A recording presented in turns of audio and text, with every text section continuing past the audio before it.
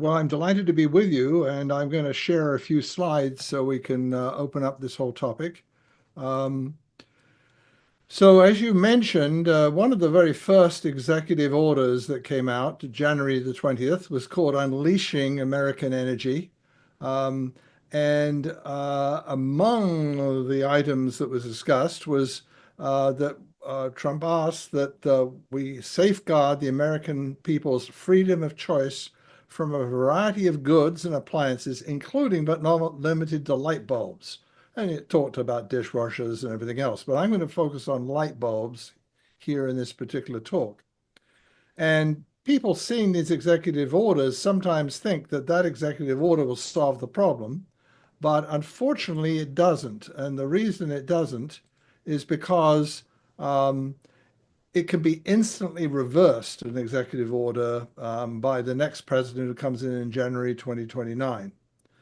And manufacturers, since it takes years to build up a new product and get into the market, have little incentive to make a new light bulbs because of that uncertainty. The likelihood that people are going to start making, for example, incandescents is, the technology is, the supply chains aren't in place, the manufacturing lines aren't in place, and all the rest of it. They've been gone for a while.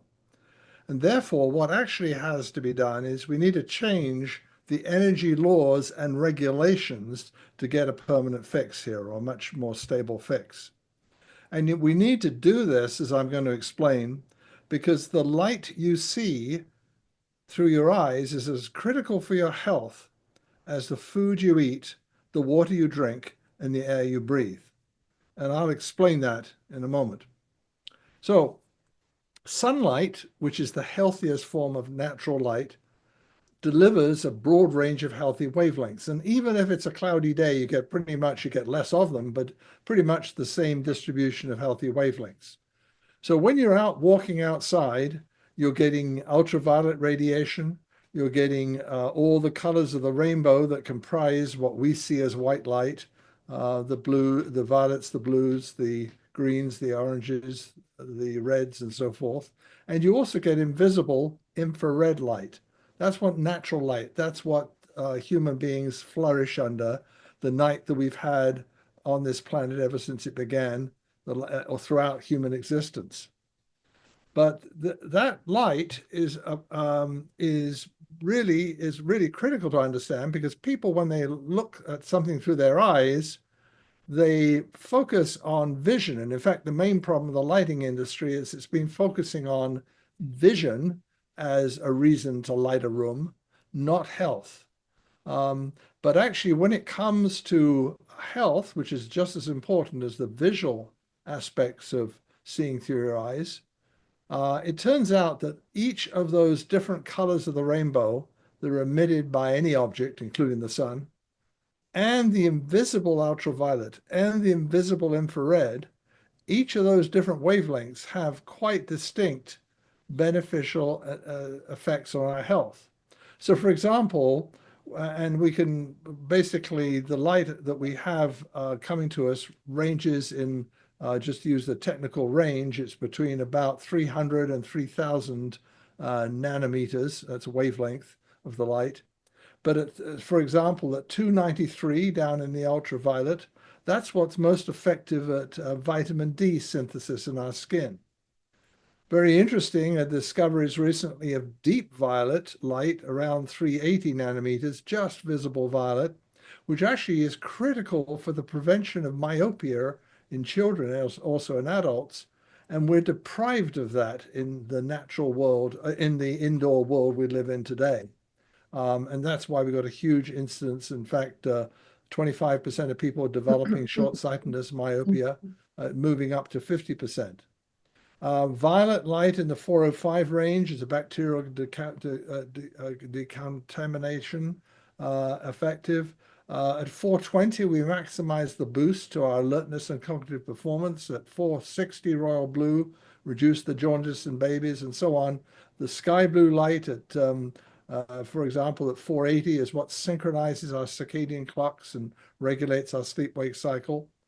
And green is involved in migraine treatment and so forth, red in hair growth, And very interestingly, recently, 670 red has been shown to improve vision in the eye of people who are over the age of 40, improves their vision.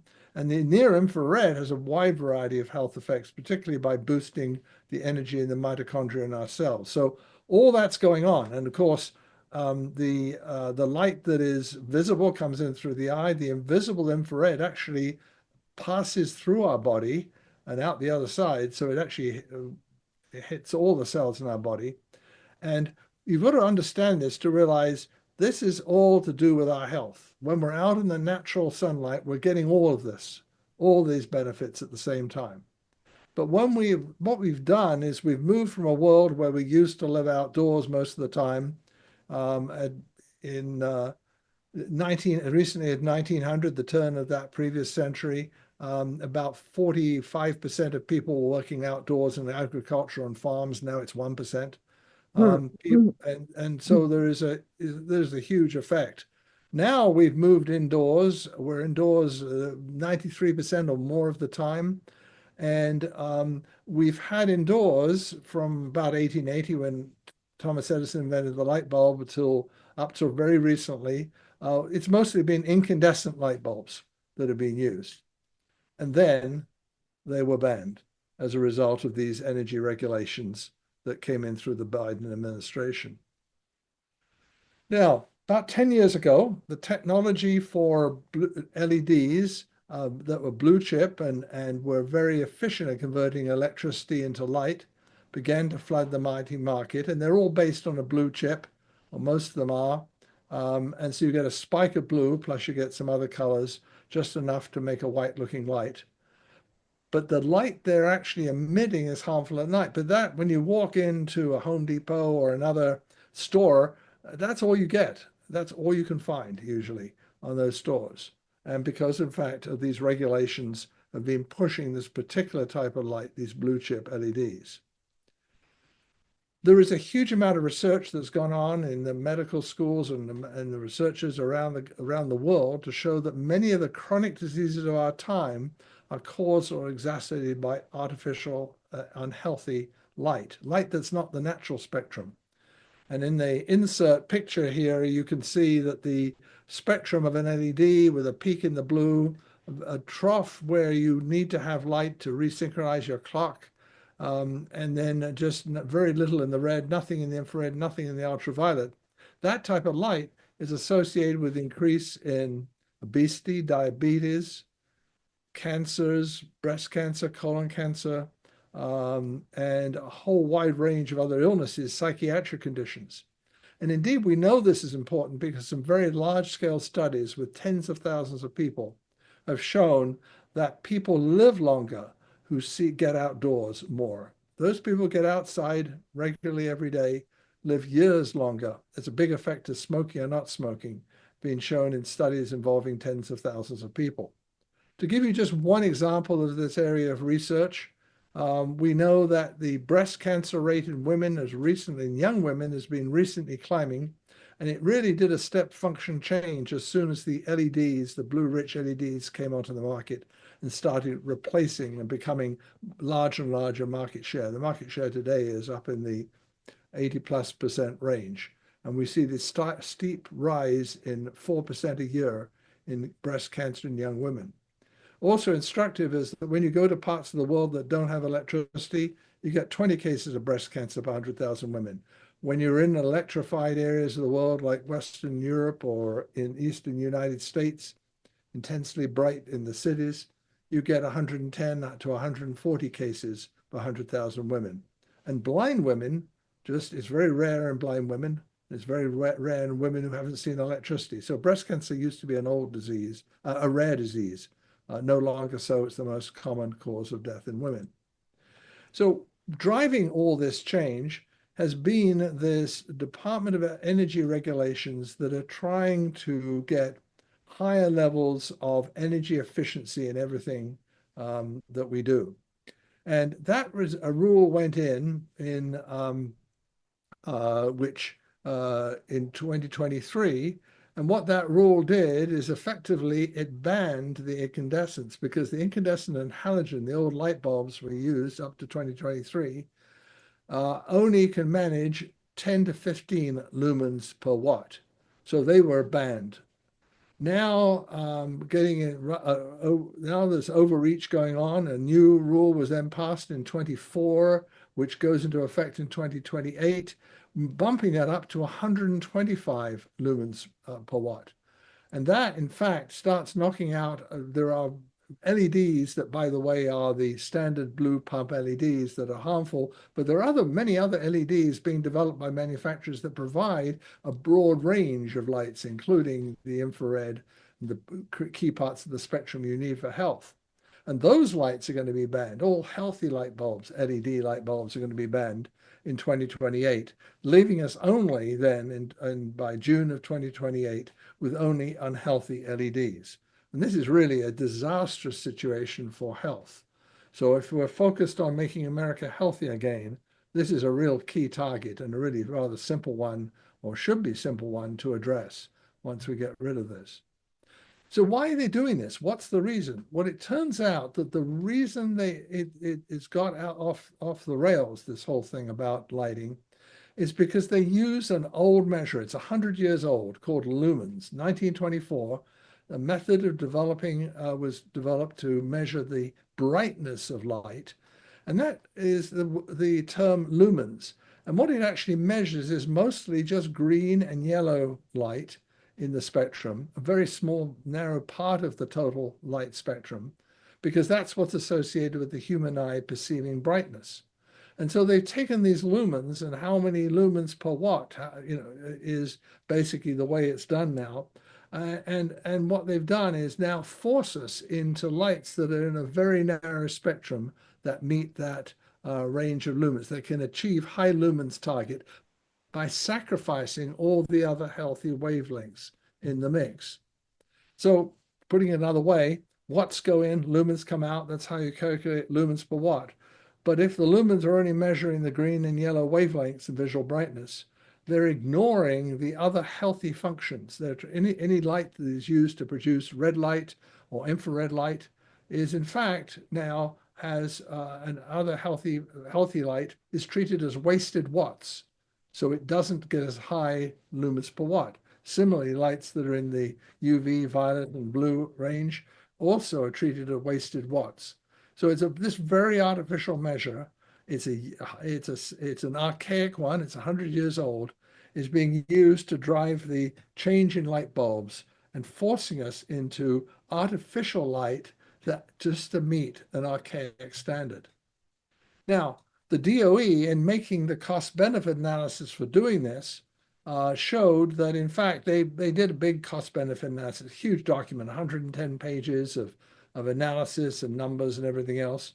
But if you actually drill down into this thing, they claim the health benefits associated with putting in LEDs. In other words, reduction in electricity use. And therefore that will reduce the greenhouse gases and particulate matter in the atmosphere if you have less fuel being burnt in order to create electricity. But you note there is no line item here for the health costs. It's missing altogether. So the benefits they've got is about $2 billion in their justification for doing this, imposing upon this standard and getting rid of the incandescents. About $2 billion. But if you go over to the costing out all these health conditions that are associated with, they're affected by artificial electric light at night, sleep disruption, obesity, diabetes, cardiovascular disease, breast cancer, seasonal influenza, prostate cancer, psychiatric illness, the total cost is $3.5 trillion, which does not show on that sheet. So even a 1% effect from these diseases caused by light would wipe out that by 17 times. So this is a huge sleight of hand, as it were, by the DOE to do an analysis that fails to show the true costs of what they're doing. So when we understand what is the difference then between the incandescent that we've lost and the LED lights, one of the key differences, the incandescent produces a lot of infrared light. The LEDs produce none of it. They just produce this narrow spectrum of light, largely in the greens and yellows. And the infrared is very important for mitochondrial health, for energy, the energy of your body, for reduction of aging. It produces, stimulates melatonin, which is a prime antioxidant. And so basically, but the LEDs that are meeting, that we're gonna, only ones are going to be allowed that meet the very high 125 lumens per watt standard, don't do this. So that's one key difference there between that we're losing. So effectively what's happening is the Department of Energy has been ratcheting up the standard. It used to be no standard before 2023. And that allowed therefore halogen and incandescent light bulbs. They disappeared with the 45 lumens per watt rule. And then the 125 lumens per watt rule is going to banish all these other types of lights, like broad spectrum light bulbs that mimic the natural. You can mimic the natural. LEDs aren't bad per se. You can actually spectrally engineer anything with them, but you can design them to actually provide the right healthy spectrum, the natural daylight spectrum. It gets rid of the zero blue light bulbs that are protecting circadian rhythms at night. It gets rid of the lights that are light bulbs that produce infrared because they consume too much energy producing the infrared, and hence they can't meet the standard. Lights that produce provide bacterial decontamination, and obviously red light bulbs for nighttime use to protect melatonin and sleep.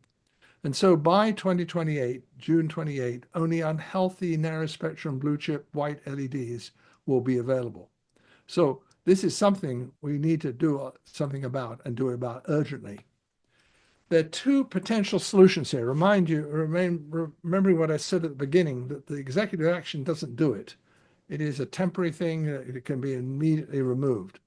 We either need new energy legislation, which would require 60 votes in the Senate, and there is pretty crafty things in those in what the energy regulations. They've got backstop rules that prevent you from altering the regulation, which just all sorts of problems. So it needs a new, new law, and we think this is a much more quickly achieved solution, which we've talked with both the Senate committee that's associated with energy, the Department of Energy, as well as people in the new Trump Department of Energy, is to bypass this problem by creating a new class of general wellness light bulbs that would not be subject to this 125 lumens per watt rule. In other words, we take them out of the general service lamps, the GSL category that all light bulbs are in, and we create a new class that has a new set of rules.